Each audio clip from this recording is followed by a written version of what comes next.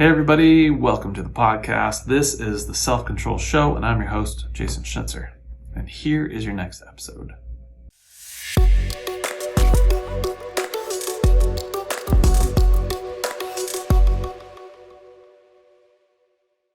All right, today I'm going to talk a little bit about authenticity and why it's so hard for us to be authentic, or at least in my experience. How to maybe start getting back in touch with your own authenticity and who you are. So let's start out with why is it so hard to be authentic? Why is that so scary for us in most cases? Why is it hard to just say what we're feeling? Why are we so worried about what other people think about us? And why do we make choices in our life and make it about what other people might think versus what we really want? So let's rewind the clock and pretend that it's 1,000 years ago, right? There's no electricity. People are living in smaller tribes. There's, teepees, whatever, primitive times, okay? Smaller tribes, 100 to 200 people. What happens if you don't fit in to that 100 or 200 people and you get kicked out of a tribe, or you get kicked out of your group or your community? Well, it's basically impossible to survive on your own in those times. So more or less, the result would be you would die. If you get ostracized from a group or banished from a group, unless you went and found another group, you're basically left to fend for yourself. And so being on your own equals death, which is crazy scary, right? And until recent times, until technology got to a point, and especially now, where we're all so interconnected, it's like it was such an important thing to fit in, right? So much so that even to this day, fitting in is still a part of our society, right? Especially early on in childhood, one of the biggest fears as we're growing up is abandonment. Right? If we're alone as a kid, that is scary. And if we're not accepted by our caretakers or our parents, it's like, man, that is terrifying, because we are so reliant on other people for such a long time until we can be autonomous and take care of ourselves.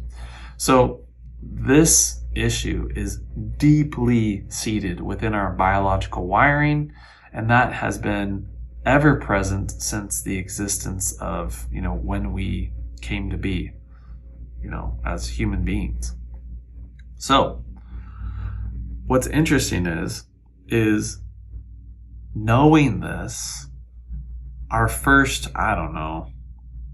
15 to 20 years of our life, let's just say loosely, we are trying to fit in.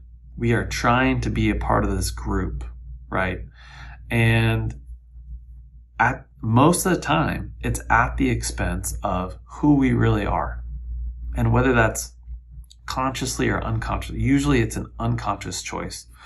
Usually it starts in our own house. What things were acceptable or unacceptable to our parents is going to have a direct correlation to what we feel is acceptable and unacceptable. And guess where they got that from? Well, they got that from their parents, and then their parents, and then their parents, who were all impacted by our society.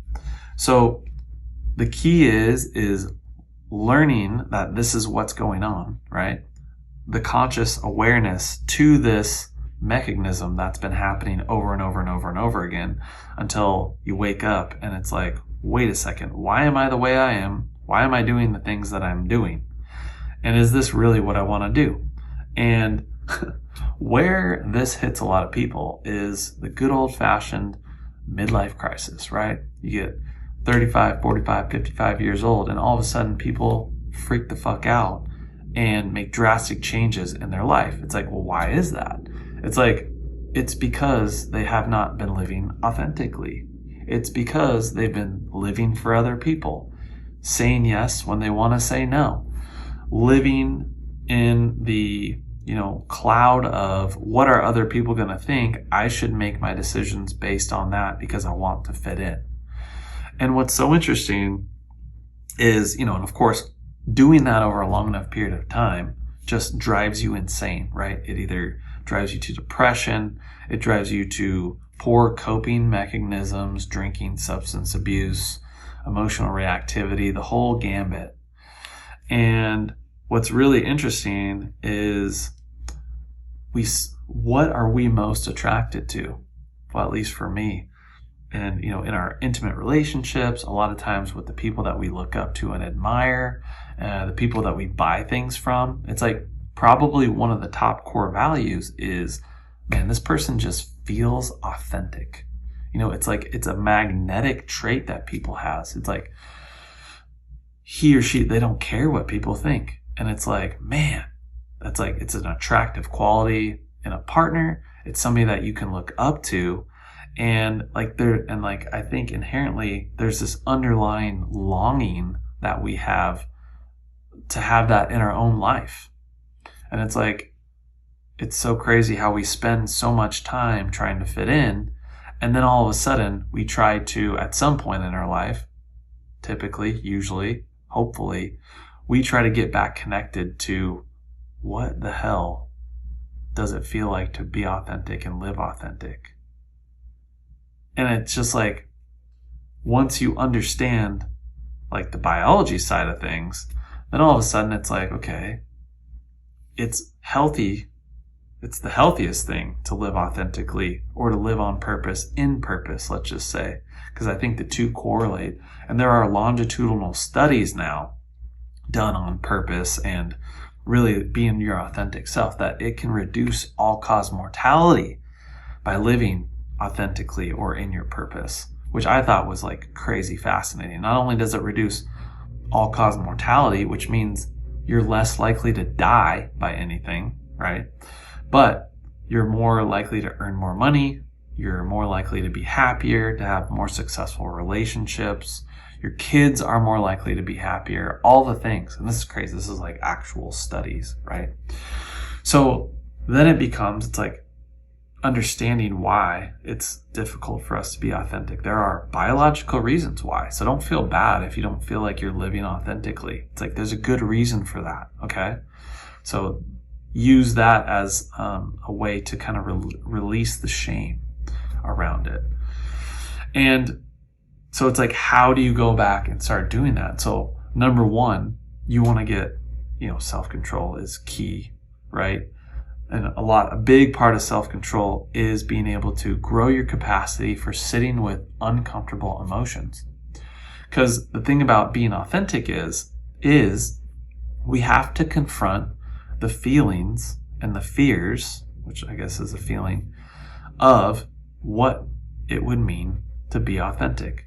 And a lot of times, that number one fear is, what are other people going to think? And so getting comfortable in that space is a huge deal. And a lot of times, after knowing what I just talked about, that is rooted in old wiring, okay? That old part of you or young part of you that developed the stories and the beliefs around what it meant to be authentic was programmed into you at a very young age, usually. And not acting accordingly was too much for you to hold. You did not have the capacity to do that. But now, the older, wiser version of yourself that knows all the things that I just talked to you about, that has the wisdom, that has the intuition, that has the knowledge, and knows what it feels like to not live authentically, can go to those younger parts of you and let them know, like, hey, I know it's scary. You can come along as I slowly take the steps to start living more aligned and in my authentic self or in my purpose. And slowly but surely, and it's it can happen. Okay, tangent. Where it happens for people and at 180s, people that have near-death experiences, for example, you see them 180 their life. They were one person and now all of a sudden they're a different person. And guess what happened? Their brain did a reappraisal on how short life is and the pain that they were in about and how much they were worried about what other people thought, but they saw death and they're like, fuck this. I don't give a fuck about what anybody else says. I'm going to do this thing. And it's like, wow, that is so powerful. And I wish that that was just something we could bottle up and give you. But a lot of times it doesn't happen like that. And I don't wish anybody, I wish there was an experience where it could be like, boom, have a near-death experience and then be like, okay, wow. And the closest thing to that really is psychedelics. But not everybody likes the idea of doing psychedelics. But I will say that that gives you certain elements of that. But in most cases, how it works is like, think about it as turning the Titanic, right? You can't just turn the Titanic on a dime. It goes degree by degree, little by little, okay? And why that works so well is each little step you take into your authenticity, you prove to those younger versions of yourself that it's safe to do that, okay? Because again, going back to my foundations of self-control and nervous system training and understanding that, hey, most of your drive to survive is, and the decisions you make is to keep you safe, right? So it's unsafe up until this point to step into your authenticity. So you have to slowly prove that it is safe. And the more you do that, and the more often you push yourself out of your comfort zone and prove to yourself that you're more capable than you thought you were, the more you're going to be able to step into this version of you and prove to yourself that you're capable. And the more aligned you get, the more you're able to start reaping those benefits and the feelings of how it feels to live a life aligned with who you really want to be. So hopefully this all makes sense, because it made really good sense to me when I really conceptualized this. And my favorite part is like, you can go so long, and let's just say you don't hit rock bottom, right? You don't have near the death experience. You don't hit rock bottom. You just have this slow decline in, how you feel about yourself, because you don't feel like you're living in congruence, right?